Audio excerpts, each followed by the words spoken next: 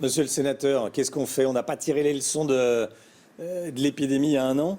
Non, mais juste pour répondre à M. Oui. Fuji, on en est là parce que 30 ans de politique libérale qui ont fermé 160 000 lits d'hôpitaux en 30 ans. Voilà le résultat des politiques libérales que soutient M. Fuji. Moi, sur la question de je vous ai pas coupé. Sur la question des évacuations, c'est la dernière étape. Moi, je crois que la situation est extrêmement inquiétante dans l'Île-de-France et particulièrement dans mon département en Seine-Saint-Denis. La question est le manque de lits. Par exemple, on a Jean Verdier qui est en train de fermer. Il y a des lits disponibles. Il faut juste les réouvrir et juste faire appel à du personnel.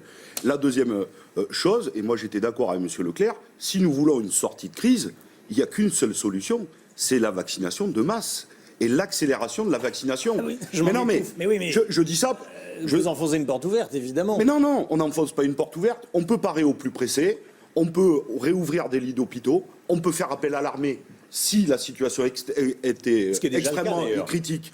Par exemple, comme on l'avait fait au premier confinement dans l'Est, si c'est extrêmement critique, pourquoi pas monter un hôpital, je dirais, avec le concours de l'armée en Île-de-France. Et puis ensuite, oui, il faut sortir de cette crise. Donc c'est une question, il faut accélérer la vaccination, ce qui veut dire quand même que nous avons un petit débat politique, puisque nous n'en produisons pas assez. Il faut lever les brevets. Et je rappelle qu'il n'y a pas que le Parti communiste qui le dit, l'OMS le dit, l'ONU le dit, il faut que ça soit un bien commun, que nous fabriquions en France. Par exemple, Sanofi aujourd'hui, qui n'a pas le vaccin, a des chaînes de production. Si les brevets étaient levés, elle pourrait produire et ça participerait à accélérer les politiques de vaccination. Et pour finir, je suis d'accord avec M. Sugy, cette crise, elle devra nous tirer des enseignements.